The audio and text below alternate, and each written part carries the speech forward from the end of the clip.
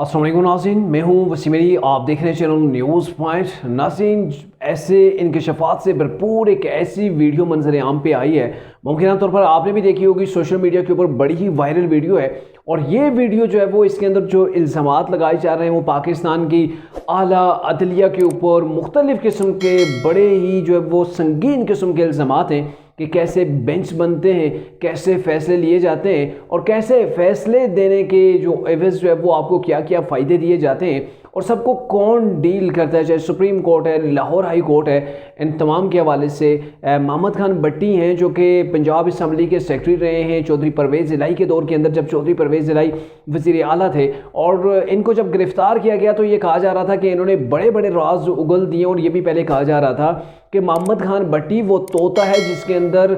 चौधरी परवेज़ इलाही की जान बसती है, क्योंकि चौधरी परवेज़ इलाही मुनीस इलाही के जितने भी कारनामे उनके फ्रंटमैन के तौर पर जो करते थे वो यही मोहम्मद अली भट्टी क्या करते थे। तो उसके बाद जो चौधरी बरादरान है, मतलब चौधरी परवेज़ इलाही हैं, उनका बेटा मुनीस इलाही हैं, उनको बड़ी तशवीश थी, बड़ी तकलीफ़ थी। इनकी गिरफ़्तारी को भी उन्होंने अगवा का नाम दिया था। लेकिन पिछले कुछ दिनों से जो कहा जा रहा था कि इन्होंने बड़े बड़े राज उगल दिए हैं, पहले भी एक बार इन्होंने कुछ स्टेटमेंट ऐसी दी हैं, लेकिन अभी जो इन्होंने दी है वो इंतहाई संगीन किस्म की है। बेसिकली अगर बात की जाए इस वीडियो की, तो ये वीडियो के अंदर बैठे होते हैं, साथ में कौन शख्स बैठा है जो इनसे सवाल कर रहा है वो नज़र नहीं आ रहा होता, और जो इनसे सवालात हो रहे हैं वो आपको मैं कोशिश करता हूँ वो सारे मेन जो पॉइंट्स हैं वो आपके सामने रखता हूँ। तो सबसे पहले मोहम्मद अली भट्टी से पूछा जाता है, ये जो अदालतों में सारे फैसले PTI के आगे अंदर आते हैं तो इन सबको मैनेज कौन करता है? तो ये पहला ही बड़ा स्ट्रॉन्ग किस्म का उनसे सवाल किया जाता है। तो इसके अंदर वो कहते हैं मतलब किस लेवल की आप बात कर रहे हैं, लेवल से मुराद थी किस कोर्ट की आप बात कर रहे हैं। तो फिर पूछने वाला ये पूछता है जी आप सुप्रीम कोर्ट के हवाले से बता दें। तो इन्होंने कहा जी सुप्रीम कोर्ट के जो चीफ जस्टिस हैं उमर अता बंदयाल, वो तो मैनेज किसी से नहीं होते और ना ही उनके बारे में कुछ ऐसा कहा जा सकता है। अलबत्ता जो उनके दो साथी जजेज़ हैं, मतलब एक जो है वो मुनीब जस्टिस मुनीब अख्तर साहब हैं और दूसरे एजाजुल एहसन साहब जो हैं, ये दोनों जो हैं इनके बारे में ये कहा था कि जस्टिस मुज़ाहिर नकवी ने ये कहा था कि इनको डील करने की, इनको मैनेज करने की जिम्मेदारी मेरी है। तो बेसिकली सुप्रीम कोर्ट के 3 जजेस की इस वीडियो के अंदर बात हो रही है कि जो 3 जजेस हैं, मतलब मुज़ाहिर नकवी हैंडल कर रहे हैं दोनों जजेस को जो कि चीफ जस्टिस के साथ ही जो है वो जज हैं। एक तो कहा जा रहा है कि जी जस्टिस एजाजुल एहसन और दूसरे हैं जस्टिस मुनीब अख्तर। तो ये तीनों बेसिकली 3 जजों के जो है वो क्रेडिबिलिटी के ऊपर यहाँ पे इल्ज़ामात लग रहे हैं, उसके ऊपर सवालात उठ रहे हैं। लेकिन बड़ी आसानी के साथ ये जो शख्स है जो भट्टी साहब हैं, ये वो चीफ जस्टिस के ऊपर जब वो इल्ज़ाम नहीं लगा रहे, वहाँ पे पता नहीं इल्ज़ाम लगाने से ये कतराते हैं, इन्हें रोका गया या क्या हुआ, बट उनके ऊपर इन्होंने कोई बात नहीं की। इन्होंने कहा जी वो मैनेज नहीं होते हैं और ना ही उनके बारे में मैं ऐसा कुछ कह सकता हूँ। इन्होंने मज़ीद तफसील के लिए ये कहा कि जो जस्टिस मुज़ाहिर नकवी, बेसिकली आपको बताता चलूँ कि जस्टिस मुज़ाहिर नकवी के ख़िलाफ़ तकरीबन सुप्रीम जुडिशल काउंसिल के अंदर 2 रेफरेंस दायर हो चुके हैं और जो इनके बेटों के वाले से भी उसके अंदर बात आई थी। तो यहाँ पर भी इन्होंने मुज़ाहिर नकवी के दोनों बेटों की बात की है कि दोनों जो बेटे हैं ये गलत कामों के अंदर जो है वो बिल्कुल डटे हुए हैं, गलत कामों के अंदर डूबे हुए हैं और ये ही जस्टिस मुज़ाहिर नकवी है उसके फ्रंट मैन के तौर पर काम यही करते हैं। मतलब वो कोर्ट्स के अंदर होते हैं और जो बाकी लोगों से डील करनी पड़ती है, मुख्तलिफ पॉलिटिशियन से, सियासी जमातों से, चाहे वो कॉफ लीग है या तहरीक इंसाफ है। तो ये जस्टिस मुज़ाहिर नकवी के 2 बेटे हैं, यही दोनों जो काम करते हैं, यही इस वीडियो के अंदर जो वो बात की गई। और साथ में ये कहा गया कि टका के ये करप्शन करते हैं, मतलब करप्शन जो करते हैं ऐसे ही करते हैं, टका के करते हैं, सुबह से लेकर रात तक ये करप्शन के अंदर डूबे होते हैं। और PTI और चौधरी साहब जो हैं, मतलब चौधरी परवेज़ इलाही हैं, बेसिकली उनका ये मानना है, उन्होंने कहा जी भाई हमें तो अदालतों के अंदर यही लोग हमारी लुक आफ्टर करते हैं, हमारे हक़ के अंदर फैसले करवाते हैं, तो इसलिए इनका हाथ नहीं रोकना चाहिए। ये जो भी इनका काम है ना वो रोकना नहीं चाहिए, इनके काम को पर लग जाने चाहिए। मतलब जो कुछ भी करते हैं, चाहे वो गुंडागर्दी करते हैं, कहीं से जो वो करप्शन कर रहे हैं, और यहाँ आगे चल के इन्होंने बताया इस अपनी वीडियो के अंदर वो बात कर रहे होते हैं कि ट्रांसफ़र किसी करवाते हैं, पोस्टिंग करवाते हैं, तो इन चीज़ों के एवज़ भी वो भारी रकम लेते हैं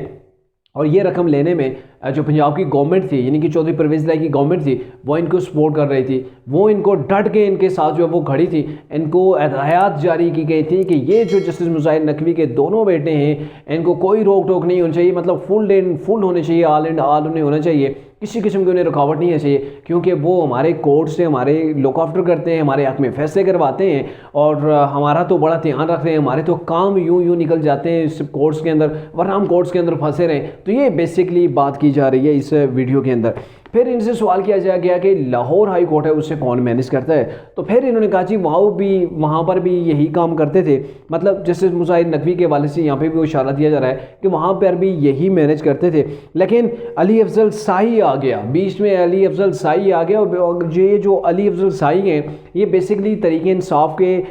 जो जब टन्योर था उनकी गवर्नमेंट थी, तो ये एक सूबाई वज़ीर थे, ये तरीके इंसाफ से इनका तल्लुक है। और ये बताया जा रहा है कि जो chief justice Lahore high court है उनके दामाद हैं, ऐसा कुछ बताया जा रहा है, जो बातें चल रही हैं तो उसके हवाले से ये कहा जा रहा है ये उनसे रिलेटेड हैं। तो बीच में ये आ गए, तो वहाँ से जो जस्टिस मुजाहिद नकवी का पत्ता कट गया है। अब जो डील करते हैं सारी की सारी डीलें इनके जो है अली अफजल शाही साहब के ज़रिए से होती हैं, और वही इस चीज़ को उन्होंने कहा जी मैं ही मैनेज करूँगा। और इन्होंने ये भी कहा कि इन्होंने चीफ जस्टिस से बात की है, यानी कि अली अफजल शाही के हवाले से उन्होंने कहा कि उन्होंने चीफ जस्टिस से बात की है, जिसमें उन्होंने कहा है उनसे बात हो गई है कि आप उन्होंने PTI के ख़िलाफ़ फैसले नहीं देने, PTI के हक़ के अंदर फैसले देने। आप पता नहीं चीफ जस्टिस जो है वो पाकिस्तान की बात हो रही है, जो chief justice Lahore high court की बात हो रही है, मेरे ख्याल में यहाँ पे लाहौर हाई कोर्ट की बात हो रही होगी, क्योंकि पहले ही ये जो भट्टी साहब हैं वो कह चुके हैं कि चीफ जस्टिस ऑफ पाकिस्तान यानी कि सुप्रीम कोर्ट के जो चीफ जस्टिस हैं उनकी बात उनके वाले से मैं कुछ नहीं कह सकता और ना ही वो किसी से मैनेज होते हैं। तो बेसिकली इनका कहने का मतलब ये है कि लाहौर के जो चीफ जस्टिस हैं लाहौर हाई कोर्ट के उनको मैनेज यही करते हैं, उनके दामाद हैं या कोई भी हैं अली अफजल शाही साहब। तो इन्होंने कहा जी उनसे मेरी बात हो चुकी है, अब तरीके इंसाफ के खिलाफ जो है वो कोई फैसला नहीं आएगा, तमाम के तमाम फैसले जो है वो तरीके इंसाफ के हक़ के अंदर आएंगे। और इसके एवज़ लाहौर हाई कोर्ट ने ठीक ठाक जो वो माल बनाया है, मतलब इनका ये इल्ज़ाम है कि उन्होंने अपने काम निकलवाए। काम निकलवाने से मुराद वही होती है कि माल बनाओ या काम निकलवाओ, एक ही बात है। लेकिन आगे चल के इन्होंने एक बड़ा भी इल्ज़ाम ये भी लगाया कि तरीके इंसाफ, मतलब ये तो उनका कहना है ना कि तरीके इंसाफ भी उनसे जो है वो फ़ायदे उठाती है और वो तरीके इंसाफ और काफ लीग से जो वो फ़ायदा उठाते रही है, यानी कि लाहौर हाई कोर्ट के ऊपर प्रायर रास्त किस्म का एक तगड़ा किस्म का इल्ज़ाम है। और अगर आपको बताता चलूँ कि लाहौर हाई कोर्ट के एक जस्टिस हैं, उन्होंने ये भी कहा है कि मीडिया के ऊपर जो लोग कर रहे हैं ना ये बातें कर रहे हैं जजेस के खिलाफ, अदलिया के खिलाफ, तो उनके खिलाफ भी तौहीन अदालत के लिए उन्हें भी तलब किया जा सकता है या किया जाएगा। तो ये सबसे बड़े इल्ज़ामात का मंबा तो ये शख्स है, ये सारी चीज़ें पब्लिक को बता रहा है। अब अगर इसकी बातों को ट्रांसलेट किया जाता है तो इसके ऊपर अगर किसी को तौहीन अदालत लगती है तो मेरे ख्याल में उससे पहले ये जो भट्टी साहब हैं जो सेक्रेटरी रहे हैं पंजाब असम्बली के सबका, तो उन्हें बुलाया जाए, उनसे पूछा जाए कि आपकी सोर्स के हवाले से जो वो किस सोर्स के तहत ये बातें कर रहे हैं या फिर आप क्यों बातें कर रहे हैं। क्योंकि अभी जो जस्टिस मुजाहिद नकवी है उनकी ऑडियो जो लीक हुई थी, साबिक चीफ जस्टिस साकिब निसार की जो ऑडियोज़ लीक हो रही हैं सिलसिले के साथ, तो ये तो एक बहुत बड़ा सवालिया निशान पैदा हो रहा है कोर्ट्स के हवाले से। लोगों के अंदर जो तासर पाया जा रहा है वो इंतहाई मनफी है, और इस मनफी तासर को बहाते हुए जो जस्टिस फाइज़ ईसा हैं वो भी बात करते हैं, और उन्होंने भी बहुत सी जगहों पे उंगली उठाई है, सवालात उठाए हैं, और उनसे पहले भी कुछ ऐसे जजेस रहे हैं जिन्होंने इसके हवाले से सवालात उठाए हैं, लेकिन उन्हें साइड पे कर दिया जाता है, मोस्टली उन्हें साइड पे कर दिया जाए। और जस्टिस मुजाहिद नकवी के खिलाफ जो 2 रेफरेंस हैं अभी तक उनकी सुनवाई नहीं हुई है, उस केस को आगे अभी तक सुप्रीम कोर्ट ने, मतलब सुप्रीम जुडिशल काउंसिल के अंदर आगे अभी तक नहीं बढ़ाया गया। अच्छा, इसके अंदर इन्होंने भी ये भी कहा है कि ये जो चीफ जस्टिस के जो दामाद थे उन्होंने 10 से 15 अरब का उन्हें पेपर जो है वो उनका प्रोजेक्ट दिया गया पेपर का। तो यहाँ पे सवाल किया गया ये पेपर प्रोजेक्ट है क्या, तो इन्होंने कहा जी ये वो काम है जो आधे हो चुके हैं, अधूरे हैं, मतलब टोटल का टोटल पैसा जेबों के अंदर जाता है। तो ये उनका कहना था, मतलब पेपर वर्क के हवाले से 10 से 15 अरब का फ़ायदा दिया गया। तो देखें ये कितने बड़े एलिगेशंस हैं, और एलिगेशंस के बाद पता चलेगा कि अगर इसके ऊपर कोई नोटिस लिया जाता है। मेरे ख्याल में अगर देखा जाए तो इनके जो इल्ज़ाम है वैसे इनकी कोई उस तरीके से कानूनी या अदालत के अंदर जो है वो कोई भुगत नहीं होती, क्योंकि वहाँ पे यही जाके मुकर सकते हैं अपनी बात से कि भाई मेरे ऊपर तो तशद्दुद हो रहा था, मेरे पास ज़बरदस्ती मुझसे ये बयान लिए गए, अगर मैं बयान ना दे रहा तो मेरी जान को ख़तरा था, मेरी फैमिली को ख़तरा था। तो वहाँ पर जाके ये अपनी इस बात से जो है वो डिसएग्री कर सकते हैं कि मैंने जो मजबूरन ये सारा फेल किया। हालांकि मैंने अकाई के खिलाफ बोला, इसलिए बोला कि अपनी जान को बचाया। दूसरा यहाँ पे सवाल ये भी पैदा होता है, इतने प्रूफ ये लाएंगे कहाँ से? अगर इनके पास प्रूफ हुए तो फिर तो बात ठीक है, लेकिन अगर इनके पास प्रूफ नहीं हुए तो फिर बात वही है कि जो कर रहा है उसे करने दीजिए। ये ऐसे ही मामलात पाकिस्तान के अंदर आगे बढ़ते हैं, या फिर दुनिया के अंदर भी शायद ऐसे बढ़ते होंगे, क्योंकि सबूत ना होने की वजह से कई कातिल जो है वो तख्ता दार तक नहीं पहुंचते, बल्कि उनकी वजह से जो मजलूम लोग होते हैं वो तख्ता दार तक, यानी कि वो फांसी तक पहुंच जाते हैं, इसलिए कि शवाहिद उनके खिलाफ जा रहे होते हैं। और यहाँ पर भी ये जो इन्होंने एलिगेशंस लगाए हैं, बड़े सीरियस एलिगेशंस हैं। पब्लिक के अंदर बेशक फैसला कुछ आए या ना इनके ऊपर, नोटिस हो, एक्शन हो, तहकीकात हो या ना हो, लेकिन पब्लिक के अंदर कोर्ट्स का जो क्रेडिबिलिटी है उसके ऊपर क्वेश्चन मार्क पहले भी थे और अब भी हो गए हैं, क्योंकि बहुत से ऐसे फैसले ऑलरेडी पहले भी आएंगे जिनके ऊपर पब्लिक को बहुत ज़्यादा तशवीश है।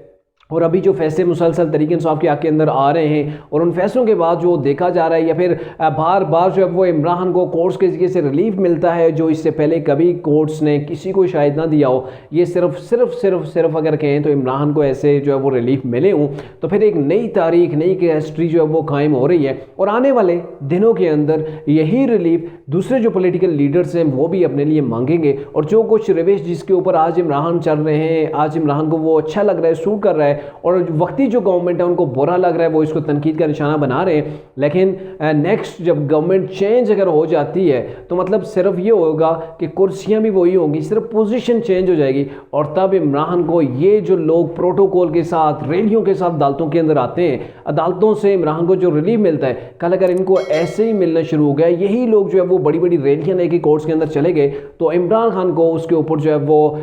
ज़रूर बिल ज़रूर जो है वो क्वेश्चन मार्क उठाएंगे कि ये क्या हो रहा है, इन लोगों ने तो अदालतों के ऊपर हमले कर दिए, इन लोगों को अदालतों से जो रिलीफ मिल रहा है, पहले भी ऐसे रिलीफ मिला जिसकी वजह से मैंने करप्शन का खात्मा नहीं कर सका। तो ये सारी चीज़ें होंगी।